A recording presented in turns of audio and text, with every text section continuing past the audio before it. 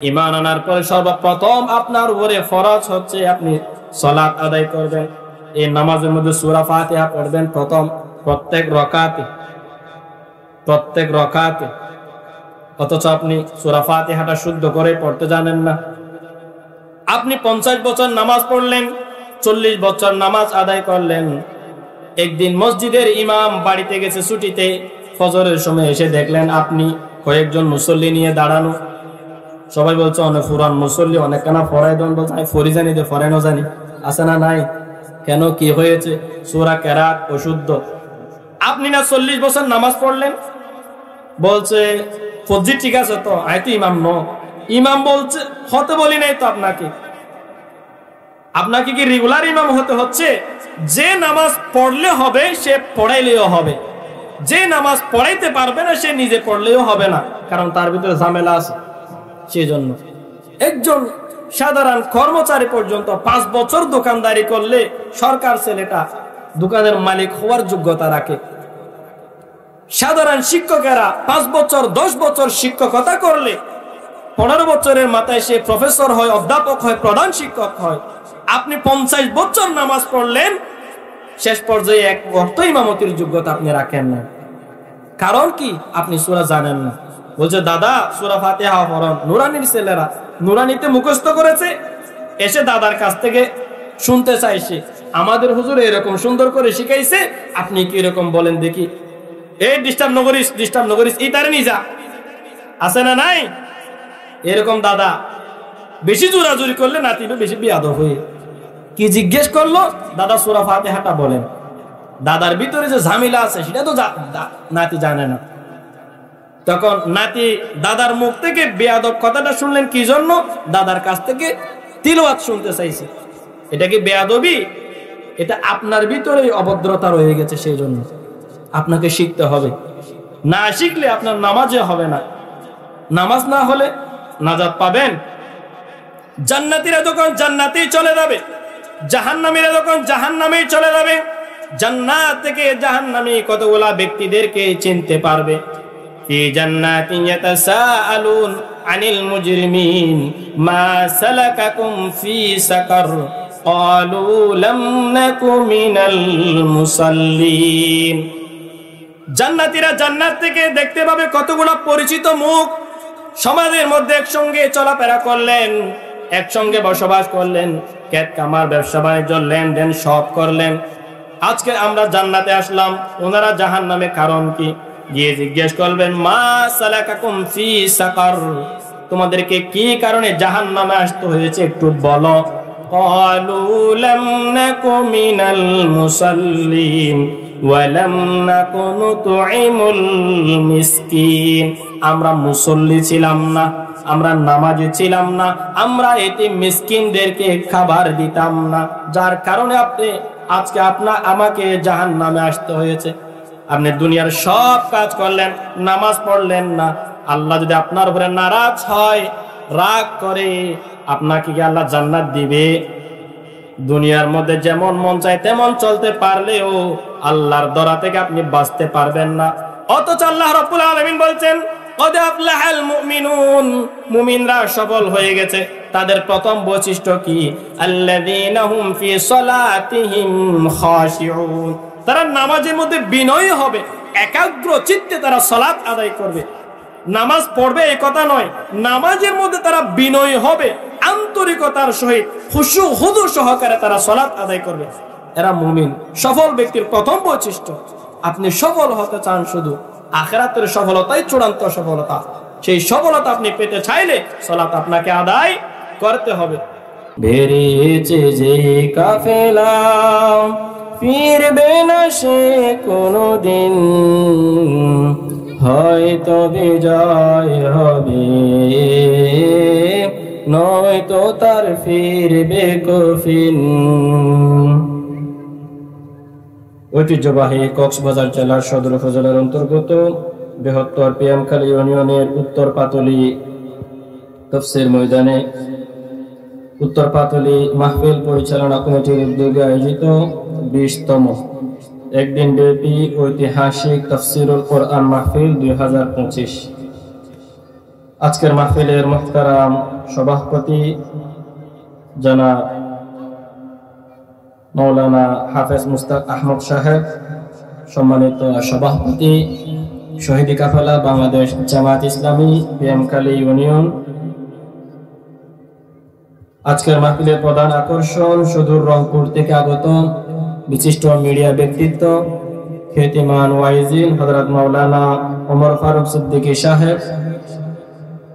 আলোচনা পেশ করে ধন্য করবেন আমাদের কক্সবাজারের গৌরব, যার কণ্ঠকে আল্লাহ তাবারক ওয়া তাআলা শুধু কক্সবাজার নয়, দেশের বিভিন্ন প্রান্তে বিভিন্ন জেলায় ছড়িয়ে দিয়েছেন।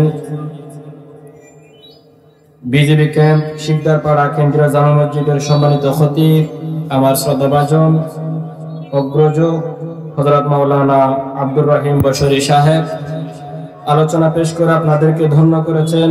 আপনাদের উত্তর পাতুলি কেন্দ্রীয় জামে মসজিদের সম্মানিত খতিব শ্রদ্ধাভাজন হযরত মাওলানা লোকমান হাকিম সাহেব। উপস্থিত আছেন পিএমখালী ইউনিয়নের। সর্বপ্রথম রব্বে কারিমের দরবারে শুকরিয়া জ্ঞাপন করছি, যে মহান রব অত্যন্ত মায়া করে, দয়া করে, অনুগ্রহ করে অসংখ্য মানুষের মধ্য থেকে বাছাই করে আপনাকে আমাকে হেদায়েতের নিয়ামত দিয়েছেন, সুস্থতার নিয়ামত দিয়েছেন এবং একটি দ্বীনি মজলিসে আসার এবং বসার তৌফিক দিয়েছেন। সেই মহান রব্বে কারিমের দরবারে তারই শিখানো ভাষায় বলছি আলহামদুলিল্লাহ।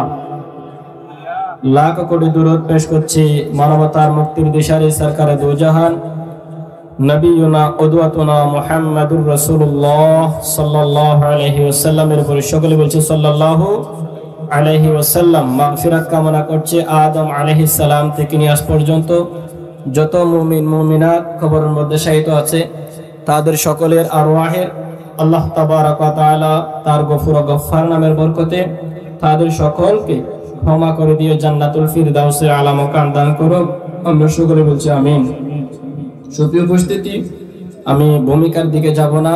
আমার সময় সর্বমোট 1 ঘন্টা, তার মধ্যে থেকে 10 মিনিট চলে গেছে, আর 50 মিনিট ইনশাআল্লাহ একটি সূরা তেলাওয়াত করেছি। ওই সূরাকে সামনে রেখে কিছু কথা বলার চেষ্টা করব, যদি আল্লাহ সুবহানাহু ওয়া তাআলা তৌফিক দেয়। ওয়া মা তৌফিকি ইল্লা বিল্লাহ। আমি যে সূরাটা তেলাওয়াত করেছি ওই সূরার সঙ্গে পরিচিত নয় এরকম কেউ কি আমরা এখানে আছি? আলহামদুলিল্লাহ, সবাই পরিচিত, ঠিক না? যেখান থেকে তেলাওয়াত করেছি ওই কিতাব সম্পর্কে জানি না এরকম কেউ কি আছে? না, আলহামদুলিল্লাহ সবাই চিনি। ওই কিতাবটার নাম কি? আল কোরআন। এটার বাড়ি কোথায়? লৌহে মাহফুজ। কার উপরে নাজিল হয়েছে? মুহাম্মাদুর রাসূলুল্লাহ সাল্লাল্লাহু আলাইহি। কোন ফেরেশতা নিয়ে এসেছেন? জিবরিল আলাইহিস সালাম। কাদের জন্য এই কিতাব নাজিল করা হয়েছে? মানব জাতির কল্যাণের জন্য। আলহামদুলিল্লাহ। আমরা প্রায় সময় দেখা যায় ওই যে মাঝে মধ্যে শর্ট ভিডিও দেখায় অনেক ভাইয়েরা, বিশ্ববিদ্যালয়ের বাহিরে ঘোরাফেরা করে, বাজারে ঘোরাফেরা করে, সেখানে গিয়ে প্রশ্ন করে, দেখি আমাদের নবীর নাম কি বলেন তো?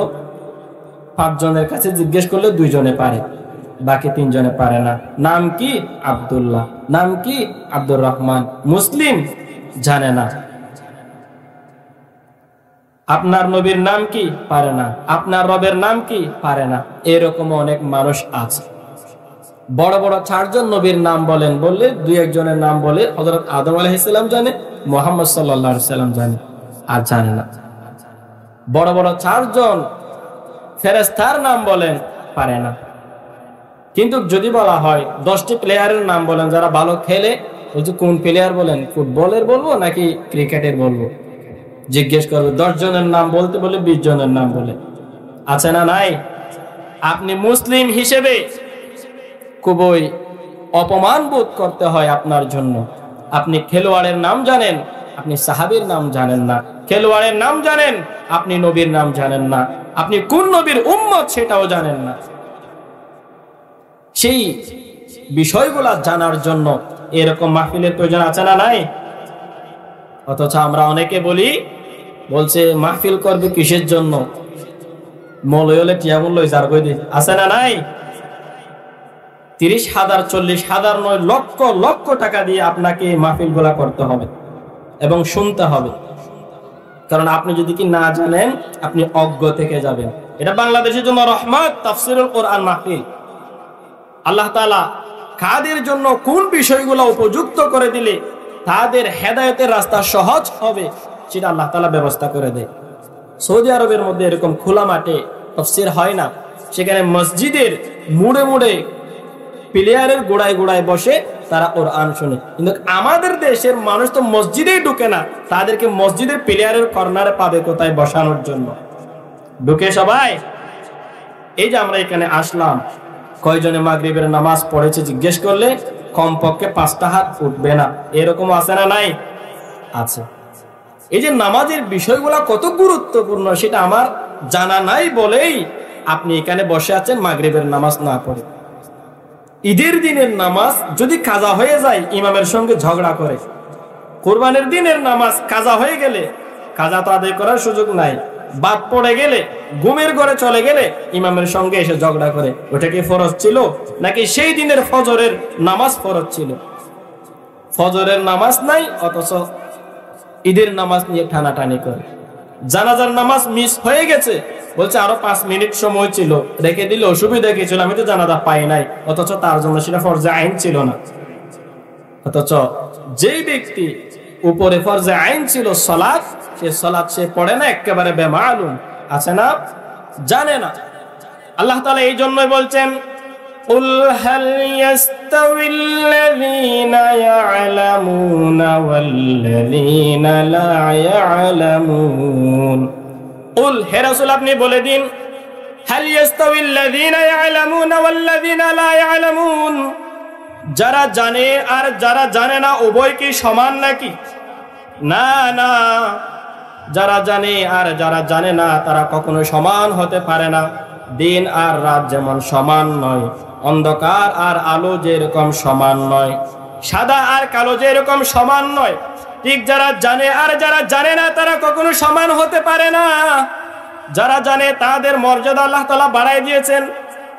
আমরা মর্যাদা বৃদ্ধি হোক এটা চাই কি চাই না? আপনাকে জানতে হলে শুনতে হবে, পড়তে হবে, বুঝতে হবে। আপনি যদি জানতেই না চান, শুনতেই না চান, বুঝতেই না চান, জানবেন কিভাবে? এখানে যদি একটা সাপ এনে দেওয়া হয়, বিষাক্ত সাপ, 2 বছরের শিশু ওটা দেখলে ভয় পাবে? পাবে না। আগুন দিলে ধরতে চাইবে। মুসা আলাইহিস সালাম আগুন ধরে যে হবাই দিয়েছিলেন না, চিনেছিল বলে দিয়েছিলেন নাকি না চিনে? আগুনের মধ্যে যে দাহ্যতা আছে, ধরলে পুড়ে যাবে সেটা সে জানতেন না। একটা বিষাক্ত সাপ আপনার সামনে এনে দিলে ওটা ধরলে কামড় দিলে আপনি বিষক্রিয়ায় মারা যাবেন সেটা আপনি জানেন, কিন্তু 2 বছরের শিশু জানে না, সেজন্য সে ধরতে চায়। আপনার সামনে যদি একটা হুটকোর উপর থেকে পড়ে সবাই পালায় যাবেন, আপনারা যাবেন কিনা জানেন না, আমি আগে পালায় যাবো এখান থেকে। মৃত্যুর ভয় আমাদের সবার আছে না? বলতে চাচ্ছিলাম সাপ দেখলে ভয়ে পালিয়ে যান আপনারা, কারণ সাপের ভিতরে যে বিষক্রিয়া আছে ওটা কামড় দিলে যে মারা যায়, দুনিয়ার থেকে চলে যেতে হয়, সেই বিষয়টা আপনার জানা আছে বলেই আপনি পালিয়ে যাচ্ছেন। আগুন নিয়ে আপনার গায়ের দিকে যখন লাগাই দেওয়া হয় আপনি যত তত পিছনে যাবেন, কারণ আগুন শরীরে লাগলে পুড়ে যাব, পুড়লে কষ্ট পাবো, সেই বিষয়টা আপনি জানেন বলেই পিছনে যান। শিশুকে লাগাই দিলে সে পিছনে দেয় না, ধরতে চায়, কারণ সে জানে না। ঠিক অনুরূপ ভাবে আপনাকে জানতে হবে আপনার রবের পাওয়ার কি, আপনার রব কি করতে পারেন। আপনার রবকে খুশি করতে পারলে আপনার রব কতটুকু পুরস্কার দেয়, আর আপনার রব আপনার উপরে নারাজ হলে কত শাস্তি দিবে সেই বিষয় আপনাকে জানতে হবে। জানার জন্য এরকম মাহফিল আসতে হয়, জুমার নামাজে যেতে হয়।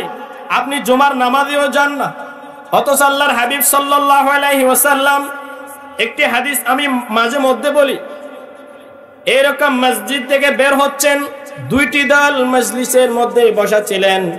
একটি দলের মধ্যে জিকির আজকার করা হচ্ছে, সুবহানাল্লাহি ওয়া বিহামদিহি সুবহানাল্লাহিল আযীম পড়া হচ্ছে। লা ইলাহা ইল্লাল্লাহ পড়া হচ্ছে। আল্লাহ রাসূল বলছেন এই মজলিসটা উত্তম। সুবহানাল্লাহ। পাশে আরেকটি মজলিসের মধ্যে দ্বীনের তালিম দেওয়া হচ্ছে, সূরা কিরাত মশক করা হচ্ছে, দ্বীন সম্পর্কে জানানো হচ্ছে। আল্লাহ রাসূল বলছেন এই মজলিসটাও উত্তম। দুইটি উত্তম। তবে যেই মজলিসের মধ্যে জিকির করা হচ্ছে ওই মজলিসের চেয়ে যেই মজলিসের মধ্যে দ্বীনের তালিম দেওয়া হচ্ছে, কোরআন এবং সুন্নাহ থেকে শিক্ষা দেওয়া হচ্ছে, ওই মজলিসটা উত্তম বেশি। এই কথা বলে আল্লাহর রাসূল ওই মজলিসের মধ্যে বসে পড়লেন। সুবহানাল্লাহ। কিসের জন্য বসে পড়লেন? সর্বোত্তম মজলিস যেটাই হবে ওইটাতে আমি রহমতের নবী বসেই দেখালাম, এরপরেও এরকম উত্তম মজলিস থাকলে যেন আমার উম্মতেরাও বসে। সুবহানাল্লাহ। আল্লাহ রাসূল চাইলে চলে যেতে পারতেন। আমার উপর আল্লাহর পক্ষ থেকে ওহী আসে, আমি আল্লাহর পক্ষ থেকে সব বিষয় জেনে নিতে পারি। ও সাহাবীরা, তোমরা যে কাজটা করতেছো এটা নিঃসন্দেহে ভালো কাজ, উত্তম কাজ, এটার চেয়ে বেশি উত্তম কাজ ওই কাজটা তোমরা করো, আমি সাপোর্ট দিলাম, তোমাদের জন্য দোয়াও করলাম। এই কথা বলে আল্লাহর রাসূল হেঁটে চলে যাইলেও কেউ বাধা দেওয়ার ছিল না।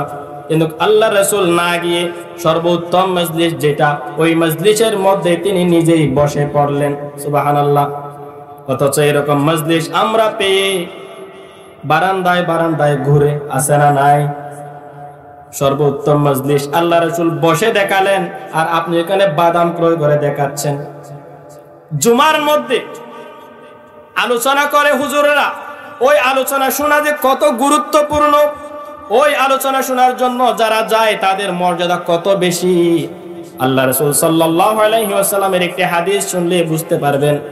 আল্লাহ রাসূল বলছেন, মান ইগতাসালা ইয়াউমাল জুমআহ গুসলাল জানাবা সুম্মা রাহা ফাকান্নামা qarraba বাদানাতান ওয়া মান রাহা ফিস সাআতি الثانية ফাকান্নামা qarraba বাকারা ওয়া মান রাহা ফিস সাআতি الثالثة ফাকান্নামা qarraba কাবশান আকরানা ওয়া মান রাহা ফিস সাআতি الرابعة ফাকান্নামা qarraba দাজাজা ومن راح بالساعة الخامسة فكأنما قرب بيضا فإذا خرج الإمام حضرت الملائكة يستمعون الذكر।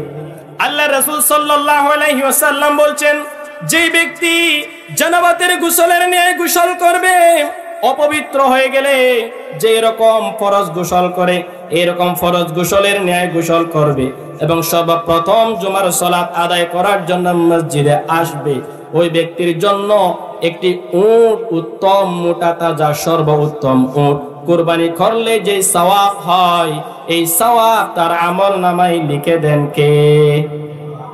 2 নাম্বার, যে ব্যক্তি আসবে তার জন্য একটি গরু উত্তম মোটা তাজা কুরবানি করলে যে সওয়াব হয় সেই সওয়াব তার আমল নামায় লিখে দেয়। 3 নাম্বার, ব্যক্তির জন্য একটি শিং বিশিষ্ট দুম্বা কুরবানি করলে যে সওয়াব হয় সেই সওয়াব তার আমল নামায় লিখে দেন।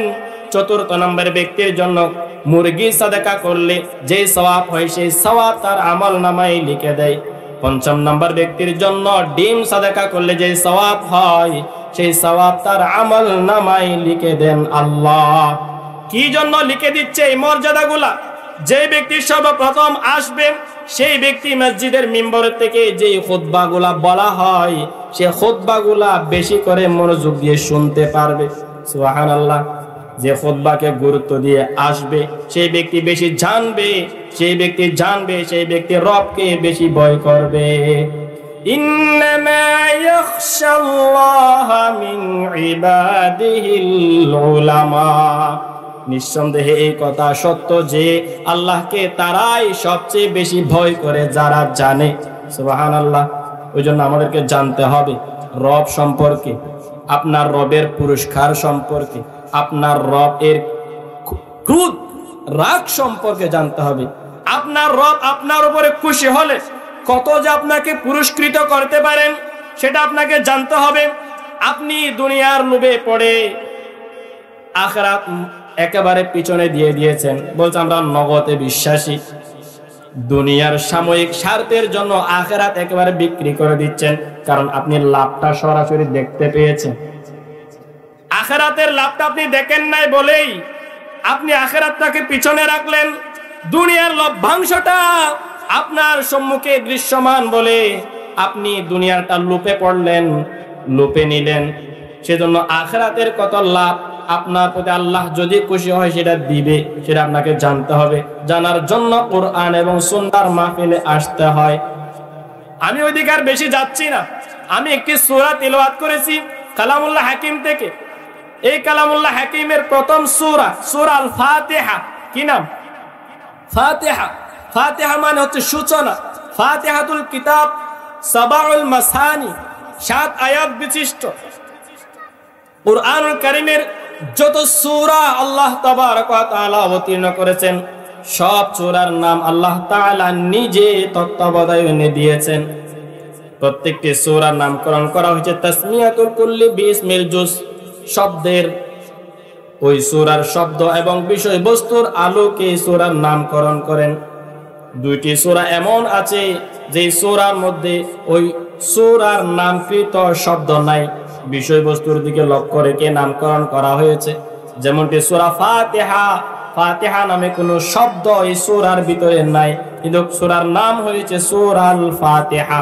ঠিক না বেটি? আরেকটি হচ্ছে সূরা ইখলাস।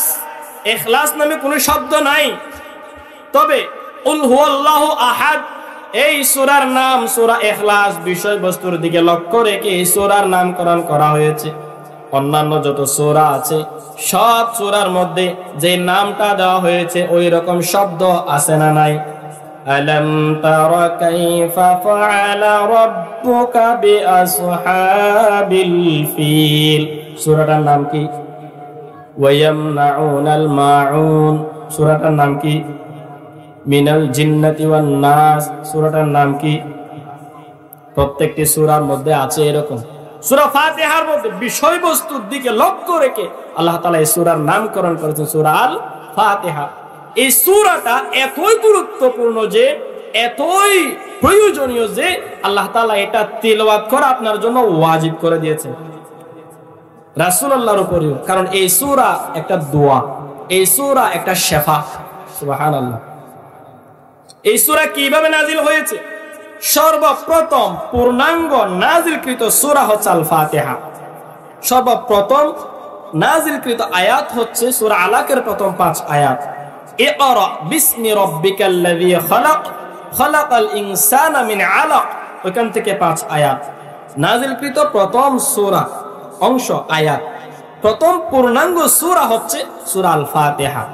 সর্বশেষ নাজিলকৃত পূর্ণাঙ্গ সূরা হচ্ছে সূরা নাসর, ইযা জাআ নাসরুল্লাহি ওয়াল ফাতহ। ওই সূরাটা সর্বশেষ পূর্ণাঙ্গ নাজিলকৃত সূরা। সর্বপ্রথম পূর্ণাঙ্গ নাজিলকৃত সূরা কোনটা? সূরা আল ফাতিহা। আল্লাহ রাসূল সাল্লাল্লাহু আলাইহি ওয়াসাল্লামের উপরে সর্বপ্রথম নাজিলকৃত আয়াত তিলাওয়াত হলেন। আল্লাহ রাসূল বাড়ির মধ্যে আসলেন, ভয় পেলেন, ওয়ারাকা ইবনে নওফলের কাছে নিয়ে গেছে। ওইখান থেকে জানতে পারলেন তার উপরে সেই ফেরেশতা এসেছে যে ফেরেশতা ইতিপূর্বে মুসা, ঈসা, দাউদ আলাইহিমুস সালামের উপরে এসেছিল। তাকে নবুয়ত এর জন্য, রিসালাতের জন্য মনোনীত করলেন, সেটা জানতে পারলেন। এরপরে কিছুদিন ওহী আসছে না। কিছুদিন পর আল্লাহ রাসূল বের হলেন, একটা আওয়াজ শুনতে পেলেন, ইয়া মুহাম্মদ। কোথা থেকে আসলো আওয়াজটা? ডানে তাকালেন, কেউ নাই। বামে তাকালেন, কেউ নাই। সামনে তাকালেন, কেউ নাই। পিছনে তাকালেন, কেউ নাই। উপরের দিকে তাকিয়ে দেখলেন আল্লাহ রাসূল সাল্লাল্লাহু আলাইহি ওয়াসাল্লাম। দেখতে পেলেন সেই ফেরেশতাকে, যেই ফেরেশতা ইতিপূর্বে আল্লাহ রাসূলকে গারে হেরা গুহার মধ্যে জড়িয়ে ধরেছিলেন। ওই দেখার মধ্যে সূরা ফাতিহা আল্লাহ রাসূলকে জানাই দিলেন। সুবহানাল্লাহ। আল্লাহ রাসূল সাল্লাল্লাহু আলাইহি ওয়াসাল্লাম বলছেন, আমার উপরে এমন একটি সূরা নাজিল হয়েছে যাকে বলা হয় সাবউল মাসানি, 7টি আয়াত বিশিষ্ট সূরা। তাফসীর মাজাহিরের মধ্যে একটু আগে পড়ে আসলাম, যেই ব্যক্তি এই সূরা তেলাওয়াত করবে, এই সূরা রপ্ত করবে, এই সূরার মতন আমল করবে, আল্লাহ তাআলা তার জন্য জাহান্নামের 7টি জায়গা নিষিদ্ধ করে দিবেন। এই সূরার মধ্যে কি আছে সেই বিষয়গুলো আমাকে জানতে হবে। এই সূরার আরেক নাম হচ্ছে শিফা। আল্লাহ রাসূল সাল্লাল্লাহু আলাইহি ওয়াসাল্লাম বলছেন, যেই ব্যক্তি সূরা ফাতিহা তেলাওয়াত করবে, জালালানের সূরা একটি কামালাইন আছে, এই কামালাইনের মধ্যে পেয়েছিলাম। আল্লাহ রাসূল বলছেন 10 বার সূরা ফাতিহা তেলাওয়াত করে যদি কি পানিতে ফু দেয়, ওই পানিগুলা পান করে আল্লাহ রাসূল তার পেটের সব রোগ ব্যাধি দূর করে দিবেন। وَنُنَزِّلُ مِنَ الْقُرْآنِ مَا هُوَ شِفَاءٌ وَرَحْمَةٌ لِلْمُؤْمِنِينَ। কোরআন সব মুমিনদের জন্য শেফা, বাহ্যিক ও অভ্যন্তরীণ সবগুলা শেফা কোরআন। বিশেষ করে সূরা ফাতিহা, এটার অপর নাম হচ্ছে সূরা শিফা। আপনি যখন একটু পেটের ব্যথা নিয়ে অনুভব করেন, বিশেষ করে মায়েরা এটা বেশি বিশ্বাস করে, যখন একটু পেটের মধ্যে ব্যথা অনুভব করে, ছোট্ট কেউ থাকলে তাকে বলে বাবা এইদিকে আয়, এক জগ পানি নিয়ে মসজিদের হুজুরের কাছে যাও, আমার জন্য একটু পানি পরাই দিতে বলো, আছে না নাই? ওই সন্তানটা বাড়ি থেকে বের হয়ে মসজিদের মধ্যে যায়, সেখানে গিয়ে বলো হুজুর আমার আম্মুর পেট ব্যথা করতেছে, আপনি একটু পানিতে ফু দেন। পানিতে কি পড়ে ফু দেয়? আল্লাহ রাসূল বলছেন সূরা ফাতিহা পড়ে ফু দাও। আপনি নিজেও ফু দেন, বলছেন আর ফুয়া হামনত ওনার মুখ খারাপ হয়ে যায়। আপনি ওই মুখ দিয়ে মিথ্যা কথা বলেন, ওই জবান দিয়ে আপনি হারাম কান, ওই জবান দিয়ে আপনি গীবত করেন, পরনিন্দা করেন, সেই জন্য আপনার ওই জবানের ফু দ্বারা কাজ হচ্ছে না। মসজিদের ইমামের ফু দিয়ে কেন কাজ হয়? মসজিদের ইমাম বেশি মিথ্যা কথা বলে না, মসজিদের ইমাম হারাম খাবার খায় না, সেই জন্য মসজিদের ইমাম যখন পানিতে ফু দেয়, ওই পানির ফু দিয়ে কাজ হয়। ঠিক না বেটি? আপনিও হালাল খাবার শিখেন, আপনার ফু দিয়েও কাজ হবে। আপনিও সত্য কথা বলা রপ্ত করেন, আপনার ফুৎকার দিয়েও কাজ হয়ে যাবে। শুধু বিসমিল্লাহ পড়ে ফু দিলে কাম হয়ে যাবে। সূরা ফাতিহা পড়ে ফু দেয় হুজুররা, আমরাও এটা শিখবো বেশি বেশি ইনশাআল্লাহ। আল্লাহ রাসূল সাল্লাল্লাহু আলাইহি ওয়াসাল্লাম বলছেন এই সূরা ফাতিহা আমার আর আমার বান্দার জন্য ভাগ করে নিয়েছি আমি। এই হাদিসটা আগে বলে ফেলি। আল্লাহর হাবিব সাল্লাল্লাহু আলাইহি ওয়াসাল্লাম বলছেন আলহামদুলিল্লাহি রাব্বিল আলামিন যখন বলে, আল্লাহ তাআলা বলছেন হামিদানি আবেদি, আমার বান্দা আমার প্রশংসা করলো। আলহামদুলিল্লাহি রাব্বিল আলামিন, সমস্ত প্রশংসা ওই আল্লাহর জন্য যিনি উভয় জগতের প্রভু। এই কথা যখন আপনি বলেন, আল্লাহ বলছেন হামিদানি আবেদি, আমার বান্দা আমার প্রশংসা করলো। আপনি যখন আর রহমানির রহিম বলেন, সকল প্রশংসা আল্লাহর, এটা বলার পরে আপনি যখন বলছেন অসীম দয়াময় পরম করুণাময়, এই কথা যখন বলছেন, আল্লাহ বলছেন ওয়া আথনা আলাইয়া আবেদি, আমার বান্দা আমার গুণকীর্তন করলো। আপনি যখন বলেন মালিক ইয়াউমিদ্দিন, বিচার দিবসের মালিক যে, তার জন্য সব প্রশংসা। আল্লাহ বলছেন মাজ্জাদানি আবেদি, আমার বান্দা আমার শ্রেষ্ঠত্বের ঘোষণা দিল। এরপরে যখন বলছেন ইয়াকা না'বুদু ওয়া ইয়াকা নাস্তাঈন, ওগো আল্লাহ আমরা একমাত্র তোমারই ইবাদত করি এবং তোমার কাছেই সাহায্য চাই। এই কথা যখন বলেন, আল্লাহ বলেন এই আয়াত হচ্ছে আমার আর আমার বান্দার মধ্যে পার্থক্যকারী। এখন থেকে আমার বান্দা যা চাইবে আমি রব হিসেবে বান্দাকে তা দিতে প্রস্তুত। এরপর আল্লাহ নিজেই শিখিয়ে দিয়েছেন কি চাইবেন, ইহদিনাস সিরাতাল মুস্তাকিম, ওগো রব আমাকে সহজ সরল পথ দেখিয়ে দাও। সিরাতাল্লাযীনা আন'আমতা আলাইহিম গায়রিল মাগদুবি আলাইহিম ওয়ালাদ-দাল্লিন, সহজ সরল পথ কোনটা? যাদেরকে আল্লাহ আপনি নিয়ামত দিয়েছেন তাদের পথ দেখিয়ে দাও, যাদেরকে আপনি অভিশপ্ত করেছেন তাদের পথ আমাকে দেখায়েন না, ওই পথ আমাকে পরিচালিত করিয়েন না। আল্লাহ বলছেন এই সূরাটা আমি আর আমার বান্দার জন্য কথোপকথন। সুবহানাল্লাহ। আপনি যে আল্লাহর সঙ্গে কথা বলছেন, আপনি আল্লাহর সঙ্গে কথা বলে কিছু চাচ্ছেন, সেই বিষয়টা আপনি নিজেও জানেন না। আল্লাহ রাসূল সাল্লাল্লাহু আলাইহি ওয়াসাল্লাম বলছেন লা সালাতা লিমান লাম ইয়াকরাউ ইল্লা বিফাতিহাতিল কিতাব, যে ব্যক্তি সূরা ফাতিহা পড়বে না সেই ব্যক্তির নামাজে হবে না। তবে এখানে মাসালাটা জেনে রাখতে হবে, উলামায়ে আহনাফরা যে কথাটা বলছেন, যে ব্যক্তি ওয়াইদা ক্বরাআল কুরআন ফাসতামিউ লাহু ওয়া আনসিতু লাআল্লাকুম তুরহামুন, যে ব্যক্তি ইমামের পিছনে নামাজ পড়বে সেই ব্যক্তি কেরাত পড়বে না, ইমামের কেরাত মুক্তাদির কেরাত।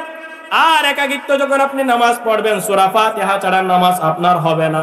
ইমামের পেছনে শুধু সূরা কেরাত সূরা পড়বেন না, বাকি সবগুলা পড়তে হবে। তাকবীর বলতে হবে, সুবহানা রাব্বিল আযীম বলতে হবে। ইমাম যখন সামি আল্লাহু লিমান হামিদা বলে আপনাকে রব্বানা ওয়া লাকাল হামদ বলতে হবে। ইমাম যখন তাকবীর বলে আপনাকেও তাকবীর বলতে হবে।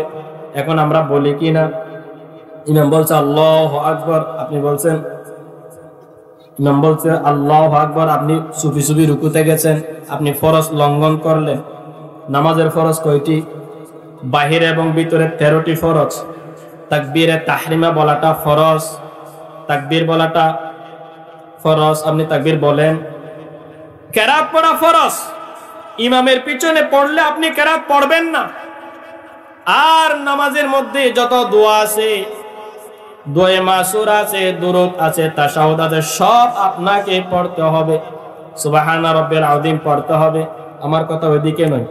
ইমামের পিছনে যখন আপনি পড়বেন, ইমামের পিছনে যখন আপনি নামাজ আদায় করবেন, ওই মুহূর্তে আপনি সূরা ফাতিহা না পড়লে অসুবিধা নাই, ইমামের কেরাত আপনার কিরাত। তবে আপনি যখন একাকিত্ব নামাজ পড়বেন, একা একা নামাজ পড়বেন, এই সূরাটা আপনার জন্য ওয়াজিব করে দিয়েছেন কে? লা সালাতা লিমান লাম ইয়াকরাউ ইল্লা বিফাতিহাতিল কিতাব। যে ব্যক্তি সূরা ফাতিহা পড়বে না তার নামাজই হবে না। এটা এত বেশি গুরুত্বপূর্ণ, যেটা যত বেশি গুরুত্বপূর্ণ, যত বেশি প্রয়োজনীয়, তত বেশি ওটার জন্য তাগিদ দেয়, ঠিক না বেঠিক? এটার প্রতি এত তাগিদ কেন দিয়েছেন? এটাতে এত বেশি কিছু আছে, সেই জন্য আপনি সেগুলো জানেন না। এখানে আপনার রব সম্পর্কে জানানো হয়েছে, কার প্রশংসা করবেন ঘুম থেকে উঠে সেটা জানিয়ে দেওয়া হয়েছে। আপনার মালিকের শ্রেষ্ঠত্বের ব্যাপারে কথা বলা হয়েছে। আপনার মালিক থেকে আপনি কি কি চাইবেন সেটা বলে দেওয়া হয়েছে। আপনি কি চান সেটাও জানেন না, এমনকি ভুল পড়েন, আছে না নাই?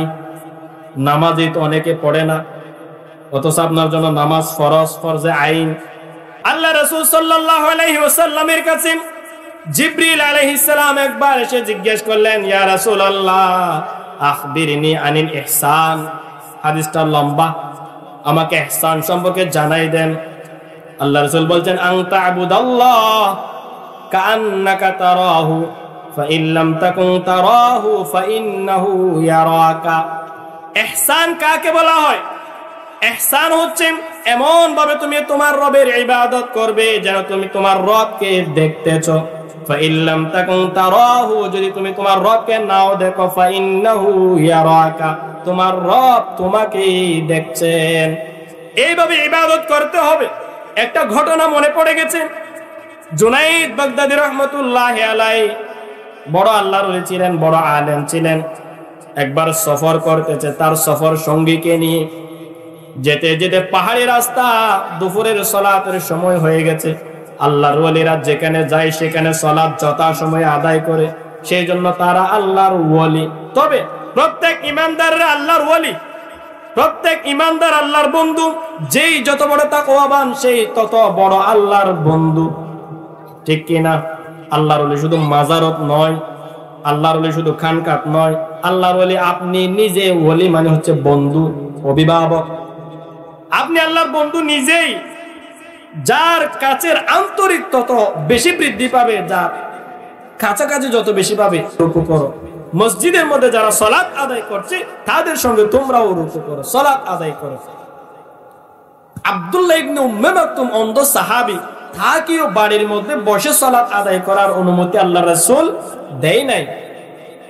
ইতিহাস আপনারা জানেন, সেজন্য একটু নক দিলাম। আব্দুল্লাহ ইবনে উম্মে মাকতুম অন্ধ সাহাবী আল্লাহ রাসূলের কাছে আসলেন, জিজ্ঞেস করলেন, ইয়া রাসূলুল্লাহ আমি চোখে দেখি না, পথ একটু কণ্টকাকীর্ণ, সাপ বিচ্ছু আছে, আমি মসজিদে আসতে কষ্ট হয়, একজন সহযোগীও নাই, আমি কি আজান হলে মসজিদে নামাজ পড়বো? আল্লাহ রাসূল বলছেন, ঠিক আছে যাও, তুমি যেহেতু অন্ধ যাও। চলে যাচ্ছেন, ডাক দিলেন, ও আব্দুল্লাহ দাঁড়াও। যখন আমার মসজিদ থেকে বেলাল যখন আজান দেয়, ওই আজানের আওয়াজ তুমি শুনতে পাও কিনা? আব্দুল্লাহ ইবনে মাকতুম রাদিয়াল্লাহু তাআলা আনহু বলছেন, হ্যাঁ ইয়া রাসূলুল্লাহ শুনতে পাই।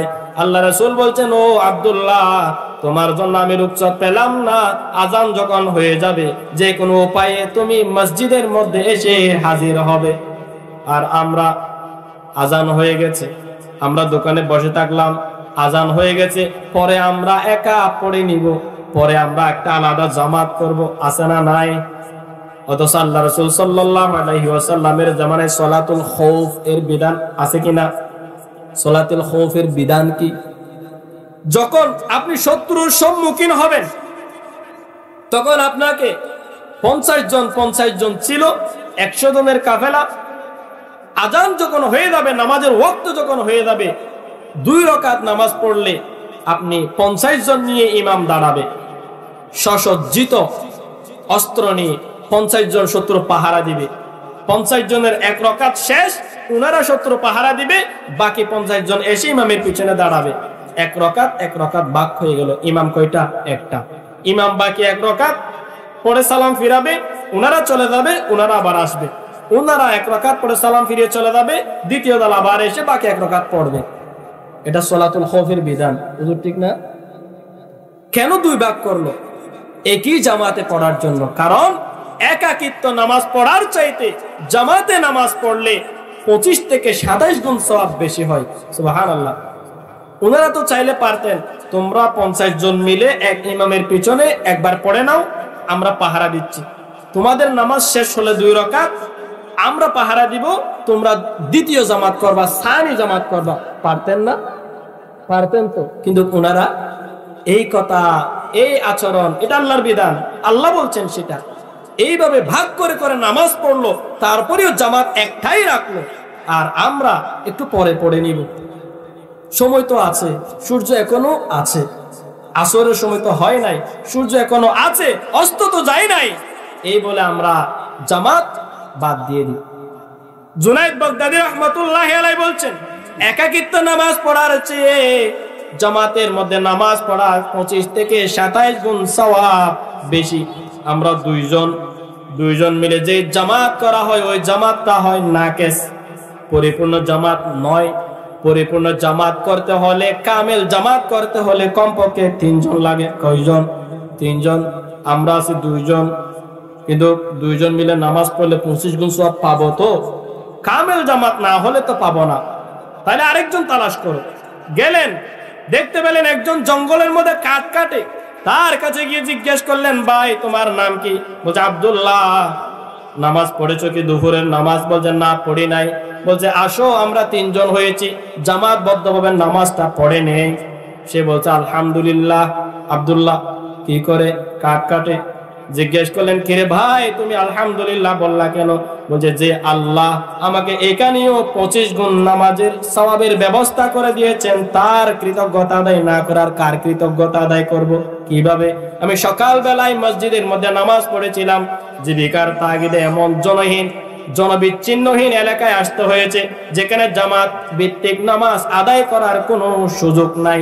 তারপরে আল্লাহর কাছে দোয়া করতে রাখলাম, ওগো রব তুমি আমাকে এমন সময় বাড়িতে পৌঁছাও যেন আমি মসজিদের মধ্যে গিয়ে জামাতবদ্ধভাবে নামাজ আদায় করতে পারি, আমার থেকে যেন জামাত ছুটে না যায়, অথবা আমাকে যে কোনো উপায়ে জামাতের মধ্যে নামাজ পড়ার ব্যবস্থা করে দাও। দোয়া করতেছি সকাল থেকে এ পর্যন্ত। আল্লাহ সুবহানাহু ওয়া তাআলা আমার দোয়া কবুল করেছেন। এই জঙ্গলের মধ্যেও 3 জন মানুষ নিয়ে জামাত ভিত্তিক জামাতের মধ্যে নামাজ পড়ার সুযোগ করে দিলেন। সুবহানাল্লাহ। এই জন্য আমি আলহামদুলিল্লাহ বললাম। এরপরে তাকে বলছেন ওযু করে আসো, সে বলছে আমার ওযু আছে আলহামদুলিল্লাহ। আমরা তো মুসাফির, 2 রাকাত পড়বো দুপুরের নামাজ, তুমি তো মুকিম স্থায়ী বাসিন্দা, তোমার জন্য 4 রাকাত, তাইলে আমরা তোমার পিছনে নামাজ পড়লে ভালো হয়। সে বলছে নো প্রবলেম, অসুবিধা নেই। বড় হুজুরের ইমামতি কে করবে? এলাকার একজন সাধারণ কাটুরিয়া। সাহস রাখছে না? আপনি হলে হুজুর আয় ফেরতাম না, অনর পিছনে আয়, অনর সামনে আয়, নামাজ পড়ে থাকতাম না। আমরা হলে সে এরকম বলি। সে বলছে অসুবিধা নাই, আমি পড়ালাম। সে দাঁড়ালেন নামাজের মধ্যে, আল্লাহু আকবার বলে তাকবীরে তাহরিমা বললেন, আর রুকু করে না, সিজদা করে না, দাঁড়িয়ে থাকলেন। অনেকক্ষণ যাওয়ার পরে, প্রায় আধা ঘন্টা পরে রুকু করলেন, ধারাবাহিক নামাজ আদায় করলেন। নামাজ শেষে জিজ্ঞেস করলেন, কিরে ভাই তোমার নামাজ পড়তে তো লেট কেন হলো? ভয় লাগছিল নাকি? অথচ আমরা 4 রাকাত নামাজ আদায় করতে 5-7 মিনিটে হয়ে যায়, তোমার এত লেট হলো কেন? বলছে হুজুর আমরা আপনাদের মুখ থেকে শুনেছি আল্লাহ রাসূল সাল্লাল্লাহু আলাইহি ওয়াসাল্লাম বলছেন যেই ব্যক্তি নামাজের মধ্যে সূরা ফাতিহা পড়বে, যেই ব্যক্তি শুধু সূরা ফাতিহা পড়বে, ওই সূরা ফাতিহা আল্লাহ সুবহানাহু ওয়া তাআলা প্রত্যেকটা আয়াতের জবাব দেয়। যেদিন থেকে শুনলাম আল্লাহ রাসূল বলছেন আনতা আবুদাল্লাহ কান্নাকা তারাহু, এমন ভাবে আল্লাহর ইবাদত করো যেন তুমি তোমার রবকে দেখতেছো। সেই দিন থেকে আমি আমার রবকে দেখে দেখে সালাত আদায় করি। সুবহানাল্লাহ। আজকে আমি যখন তাকবীর বললাম, আলহামদুলিল্লাহি রাব্বিল আলামিন যখন বললাম, আল্লাহর পক্ষ থেকে জবাব আসতেছে না। প্রত্যেকদিন আমি যখন আলহামদুলিল্লাহি রাব্বিল আলামিন বলি, আল্লাহর পক্ষ থেকে জবাব আসে হামিদানি আবেদি। আল্লাহর জবাব শুনলে আমি দ্বিতীয় আয়াত তিলাওয়াত করতাম। আর রহমানির রহিম যখন বলতাম ওয়া আসনা আলাইয়া আবেদি, জবাব শুনলে তৃতীয় আয়াত পড়তাম মালিকি ইয়াউমিদ্দিন। মালিকি ইয়াউমিদ্দিন যখন বলতাম মাজ্জাদানি আবেদি, এই কথা যখন আমি শুনতাম আল্লাহর পক্ষ থেকে, তখন আমি তৃতীয় আয়াত তিলাওয়াত করলাম। আজকে প্রথম আয়াত তিলাওয়াত করার পরে আল্লাহর পক্ষ থেকে জবাব যতক্ষণ আসে নাই ততক্ষণ আমি দ্বিতীয় আয়াত তিলাওয়াত করি নাই। এই জন্য লেট হয়েছে। যখন আল্লাহর পক্ষ থেকে জবাব এসেছে তখন আমি দ্বিতীয় আয়াত তিলাওয়াত করলাম। সুবহানাল্লাহ। আল্লাহকে দেখে দেখে নামাজ পড়ি আমি। ইমাম জুনায়েদ বাগদাদী রাহমাতুল্লাহি আলাইহি বলছেন, আমাকে তোমরা আল্লাহর ওলি বলো। আল্লাহর ওলি তো সেই ব্যক্তি যে আল্লাহকে দেখে দেখে সালাত আদায় করা শিখেছে। আপনি দেখছেন কখনো আল্লাহকে? আপনি তো নামাজের মধ্যে গেলে সবচেয়ে বড় ব্যস্ত আছে না? নামাজ পড়লেন, কত রাকাত পড়লেন, ইমাম 3 রাকাত পড়ে সালাম ফিরাই ফেলছে, আপনার জানা নাই। আপনিও ইমামের সঙ্গে সালাম ফিরালেন, আপনিও খেয়াল করেন নাই, ইমামও খেয়াল করে নাই। এরকম হয় না? হয়। সজাগ হতে হবে নামাজের মধ্যে, খুশু হুদু সহকারে সালাত আদায় করতে হবে। এই সূরার মধ্যে আল্লাহ তাআলা এত গুরুত্ব দিয়েছেন, এই সূরাটার মধ্যে আল্লাহ তাআলা কি বলেছেন সেটা আপনি জানেন না বলেই আপনি নামাজের মধ্যে বেমালুম থাকেন। আপনি যখন বলছেন আলহামদুলিল্লাহি রাব্বিল আলামিন, সকল প্রশংসা আমার রবের, আমার আল্লাহর জন্য, যিনি উভয় জগতের প্রতিপালক। আল্লাহ রব, রব হচ্ছে যিনি আপনাকে প্রতিপালন করেন। রব শব্দটা আল্লাহর খুবই বেশি প্রিয়। ওই রবের জন্য সব প্রশংসা, ওই প্রভুর জন্য, ওই আল্লাহর জন্য যিনি উভয় জগতের প্রতিপালক। আপনার প্রতিপালক কে? আল্লাহ আপনার প্রতিপালক। এ রবকে চিনতে হবে। রবকে তোমার, দিন কি তোমার, রাসূল তোমার কে, ফেরেশতা আসিয়া যখন জিজ্ঞাসা করিবে। রবকে চিনতে হবে কিনা? আপনি যখন খবরে যাবেন প্রথম জিজ্ঞেস করবে মান রব্বুক, তোমার রব কে? রব শব্দটা আল্লাহর খুবই প্রিয়, সেজন্য আপনাকে দোয়া শিখিয়ে দিয়েছেন, রব্বানা আতিনা ফিদ দুনিয়া হাসানাহ ওয়া ফিল আখিরাতি হাসানাতাও ওয়া কিনা আযাবান নার। রব শব্দ দিয়ে আপনি আল্লাহর কাছে চাইবেন, আল্লাহ আপনাকে দিবেন। শুধু সবচেয়ে বেশি প্রিয় শব্দটা। যত দোয়া মকবুলিয়ত আছে সব দোয়ার শুরুতে রব শব্দটি আছে। রব্বানা লা তুযিগ কুলুবানা বা'দা ইয হাদাইতানা ওয়া হাব লানা মিন লাদুনকা রাহমাতান ইন্নাকা আনতাল ওয়াহ্হাব। ওগো রব, রব্বানা লা তুযিগ কুলুবানা, আমার কলবকে তুমি ফিরাইয়া দিও না। কার কাছে বললেন? রবের কাছেই বললেন। বা'দা ইয হাদাইতানা, হেদায়েত দেওয়ার পরে আমার কলবকে তুমি বিচ্ছিন্ন করে দিও না, দ্বীনের পথ থেকে ফিরিয়ে দিও না, আমাকে দ্বীনের পথে অটল রাখো। এই দোয়াটাও শিক্ষা দিয়েছেন আল্লাহ আপনাকে। আদম আলাইহিস সালাম যখন দুনিয়ায় চলে আসলেন, কুলনা ইহবিতু মিনহা জামিআ ফাইম্মা ইয়াতিয়ান্নাকুম মিন্নি হুদা ফামান তাবিআ হুদায়া ফালা খাউফুন আলাইহিম ওয়ালা হুম ইয়াহজানুন। ও আদম, তোমার কাছে তোমার রবের পক্ষ থেকে একটা হেদায়েত যাবে। ওই হেদায়েত যদি তুমি অনুসরণ করো তোমার কোনো ভয় নাই, চিন্তা নাই। হেদায়েত এসেছে, আল্লাহর কাছে দোয়া করলেন, রব্বানা যালামনা আনফুসানা ওয়া ইল্লাম তাগফির লানা যুনুবানা وترحمنا لنكونن من الخاسرين দোয়া করতে দেরি আছে, আল্লাহ কবুল করতে দেরি করেন নাই। কোন শব্দ? রব। কার কাছে চেয়েছেন? রবের কাছে চেয়েছেন। শয়তান অভিশপ্ত হয়েছে, আল্লাহর কাছে চেয়েছে রব্বি আরিনি, ও রব তুমি আমাকে দাও।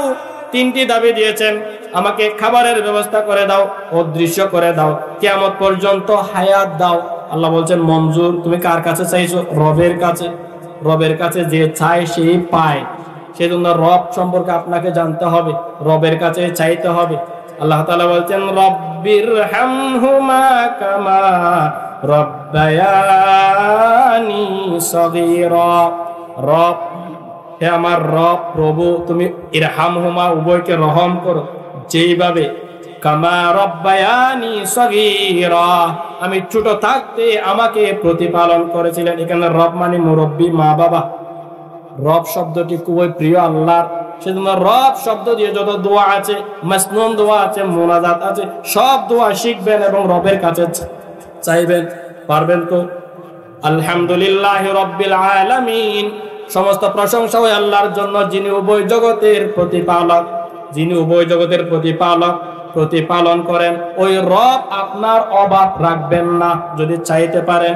ডাকতে জানি না রে আল্লাহ, ডাকতে জানি না, ডাকার মতন ডাকলে আল্লাহ কেমনে শুনে না। আপনি আপনার রব্বে ডাকবেন মহাব্বত করে, আন্তরিকভাবে। আমাদের মরহুম আব্দুল গফুর রাহিমাহুল্লাহ, তার দোয়ার মধ্যে কয়েকবার শরীক হওয়ার সুযোগ হয়েছিল। বিভিন্ন সেমিনারের মধ্যে দোয়া করতেন, ও আল্লাহ তুই দিবি দে, তুই দিয়া ভরিব দে। একেবারে যেন বাবার সঙ্গে ছেলে যেভাবে কথা বলে, আন্তরিক বন্ধুর সঙ্গে বন্ধু যে এরকম কথা বলে, ঠিক সেইভাবে বলতেন, ও আল্লাহ তুই দিবি দে, দিয়া ভরিব দে, আর নদী হারে দিতি আমাকে দিবি দে। এইভাবে বলতেন তিনি। ওনারা বেশি জানিবেন, এইভাবে বলতেন হুজুর। আল্লাহ সুবহানাহু ওয়া তাআলা তার হাবিব সাল্লাল্লাহু আলাইহি ওয়াসাল্লামকে বলছেন ওয়া আম্মাস সাইলা ফালা তানহার, ও নবী আপনার কাছে যদি কোনো সায়েল আসে তাকে আপনি ফিরিয়ে দিয়েন না। নির্দেশ কার? আল্লাহ। এই সায়েল দুই প্রকার, কেউ যদি কি ইলম জিজ্ঞাসা করতে আসে তাকেও ফিরিয়ে দিবেন না, কেউ যদি এমনিতে আর্থিকভাবে সহযোগিতার জন্য আসে তাকেও আপনি ফিরিয়ে দিবেন না। এটা আল্লাহ রবের পক্ষ থেকে শিক্ষা। আপনি আপনার রবকে বলবেন, ও রব তুমি না তোমার হাবিবকে বলেছো তোমার বান্দাদের মধ্য থেকে, উম্মতদের মধ্য থেকে কেউ যদি আসে তাকে ফিরিয়ে দিও না। আমি বান্দা হিসেবে তোমার কাছে চাচ্ছি, তুমি কিভাবে আমাকে ফিরিয়ে দিবা? আমার কাছে তুমি রব ছাড়ার কারণ কেউ নাই চাওয়ার জন্য। তোমার কাছে কিন্তু আমি বান্দা ছাড়া অসংখ্য বান্দা আছে, সেটা আমি জানি, তবে আমার কাছে তো তুমি ছাড়া আর কেউ নাই। রব আমাকে দিতে হবে তোমাকে। এবার আপনি আন্তরিকভাবে আপনার রবের কাছে চাইবেন, আপনার রব আপনাকে দিয়ে ভরপুর করে দিবেন। কারণ আপনি এমন রবের কাছে চাচ্ছেন যে রবের কাছে কোনো অভাব নাই। ঠিক না বেঠিক? রবের কাছে কোনো অভাব আছে? আপনার চাওয়ার মধ্যে গোলমাল আছে, সেই জন্য আপনি পান না।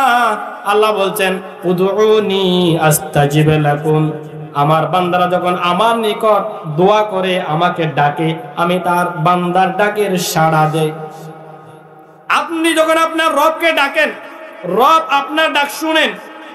আল্লাহ আরেক জায়গায় বলছেন ওয়াইযা সাআলাকা ইবাদি আন্নী ফাইন্নী করিব উজিবু দাওয়াতাদ দাঈ ইযা দাআন ফালইস্তাজিবু লি ওয়ালইউমিনু বি লাআল্লাহুম ইয়ারশুদুন। ও নবী, আপনার কাছে জিজ্ঞেস করবে আমার বান্দারা, আমি রব কত দূরে জিজ্ঞেস করবে, আপনি বলে দেন আমি আল্লাহ বান্দাদের একেবারে নিকটে আছি। আন্নী করিব, একেবারে নিকটে আসি। তারা যখন আমাকে ডাকে, আমি আমার বান্দার ডাকটা শুনি এবং জবাব দিই। তাদেরকে বলেন আমার ডাক যেন তারা শুনে, আমার ডাকে যেন তারা সাড়া দেয়। আমার বান্দারা যখন আমার নিকট কোনো দোয়া করে, আমি ওই দোয়াটা কবুল না করে ফেরত দেই না। বান্দার কাছে যা চাই আমি আল্লাহ রব হিসেবে সব দেই। সুবহানাল্লাহ। ওই জন্য রবের কাছে চাইবেন। আপনার রব আপনাকে কত মায়া করে আপনি জানেন না। আপনি নিজেকে যত পছন্দ করেন, নিজেকে যত ভালোবাসেন, আপনার নিজের চেয়ে আপনার রব আপনাকে বেশি মায়া করে। ওই জন্য তিনি তো রহমান। পৃথিবীতে আপনি তাকে মানলেও আলু বাতাস দিচ্ছে, না মানলেও আপনাকে আলু বাতাস দিচ্ছে, তিনি কারণ রহমান। আপনাকে যদি কেউ বলি 1 লক্ষ টাকা দিব, আপনার হাতের কবজিটা আমাকে দিয়ে দেন, দিবেন নাকি? দিবেন না। কারণ কি? আপনার এই হাতের কবজির প্রতি আপনার মায়া আছে। একটা চক্ষু দিয়ে দেন, 2 লক্ষ টাকা দেওয়া হবে, আপনি দিবেন না। কারণ কি? আপনার চক্ষুর প্রতি আপনার মায়া আছে। আল্লাহ বলছেন, ও বান্দা, আমি তোমাকে চক্ষু দিলাম, হাত দিলাম, পা দিলাম, সব আমি দিলাম। এরপরে বলছি আমার গোলামি করো। আমি আল্লাহর কাছে চাও, কোনো মাজারে চাইও না, মানুষের কাছে চাইও না। যে রবের কাছে কোনো অভাব নাই, ওই রবের কাছেই চাও, রব দিতে পারে। আমি তোমার নিজের জীবনের চেয়ে তোমাকে আমি রব হিসেবে খুবই মহাব্বত করি। আপনাকে আপনার জীবনের চাইতে বেশি আপনার আল্লাহ মহাব্বত করেন। আপনি আপনার রবের নিকট না চেয়ে অন্য কারো নিকট চান কেন? এটা আপনার ব্যর্থতা। আপনি নিতে পারেন না, সেটা আপনার ব্যর্থতা। আল্লাহ সুবহানাহু ওয়া তাআলার কাছে চাইবেন। আলহামদুলিল্লাহি রাব্বিল আলামিন, সমস্ত প্রশংসা ওই আল্লাহর জন্য যিনি উভয় জগতের প্রতিপালক। আর রহমানির রহিম, পরম করুণাময়, অসীম দয়ালু। আল্লাহ সুবহানাহু ওয়া তাআলার 100 রহমত থেকে একটি রহমত দুনিয়ায় দিয়েছেন। ওই রহমত নিয়ে আদম থেকে কিয়ামত পর্যন্ত যত প্রাণী আসবে সব প্রাণীরাই ব্যবহার করবে। আল্লাহর কাছে আরো 99টা রহমত রেখে দিয়েছেন আপনাদেরকে দেওয়ার জন্য। তবে দুনিয়ার মধ্যে রহমানের কৃতিত্ব চলে, কিয়ামতের ময়দানে রহিমের কৃতিত্ব চলবে।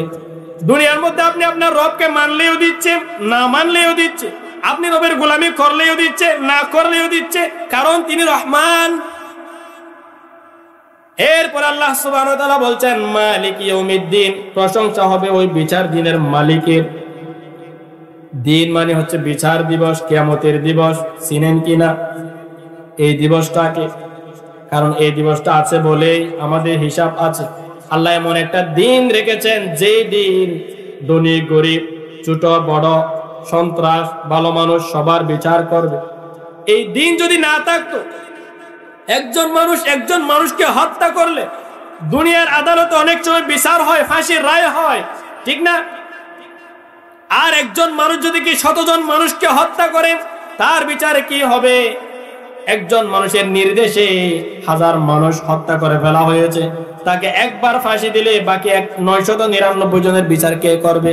আল্লাহ বলছেন, মালিক ইয়াউমিদ্দিন, আমি বিচারে দিনের মালিক। এই দিন আসো, তোমরা যেই দিন ব্যবহার করতেছো এই দিন নয়, আরো দিন আছে। এই দিন নিয়ে যাবে সেই দিনের কাছে। এই দিনে আমি বিচার করব, অপরাধীদেরকে আমি এই দিনে কঠোর শাস্তি দিব। কারণ আমি কাহার, আমি জব্বার, আমি আল্লাহর আযাব শদীদ, আমি আল্লাহর রাগ আছে, আমি আল্লাহর ক্রোধ আছে, আমি আল্লাহর রহম যে এরকম আছে। তবে আমি আল্লাহর রহম, আমি আল্লাহর অনুগ্রহ ক্রোধের চাইতেও প্রাধান্য পাই। আমরা রহমানের কাছেই চাইব, রহিমের কাছেই চাইব, আর রহমানের নিকট দোয়া করব। বিচার দিনের মালিক যে আছে সেটা মাথায় রেখে দুনিয়ায় চলবো। যেমন মন চায় তেমন কদম ফেলবেন না, যেমন মন চায় তেমন জায়গায় যাবেন না, যেমন মন চায় তার পিছনে দৌড়াবেন না। কারণ আপনার রব আপনাকে অনেক কিছু দিয়েছেন, সেটা আপনি জানেন না। বলছে ন আর হালহাড়ি দিল আই বলি নভারি আছে না? নাই, হালহাড়ি দিল দেই আম ফরে না ভারি, যার কারণে তাকে আমাকে দেখতে হবে। আছে তো? আমি বলি, যে একটা ভালো কাজ করেছে তাকে আপনি ভুলতে পারছেন না, সে তো চলে গেছে। তার দল আপনি ভুলে যেতে পারছেন না, কারণ একটা অনুগ্রহতা আপনি বলতে পারছেন না। আপনার রব আপনাকে কত কিছু দিলেন, ছোট থেকে বড় করলেন, আপনি না চাওয়া সত্ত্বেও দিলেন, আলু দিলেন, বাতাস দিলেন, সব দিলেন। আপনি এই রবের কৃতজ্ঞতা কখন আদায় করবেন? বলবে কখন আদায় করবেন? এই রবের দিকে না দৌড়িয়ে আপনি মানব রচিত মতবাদের দিকে দৌড়ান, হাল হাড়ে দিল দেতল্লাহ পিছনে দৌড়ে আছে না? আপনি রবের দিকে যাবেন, রবের কাছে চাইবেন, কারণ রব আপনার জন্য সব। আল্লাহ তাআলা আমাদেরকে তৌফিক দান করুক, আমিন। হাযা মা ইনদা ওয়াল ইলমু ইনদাল্লাহ, আলাইহি তাওয়াক্কালতু ওয়া ইলাইহি উনীব।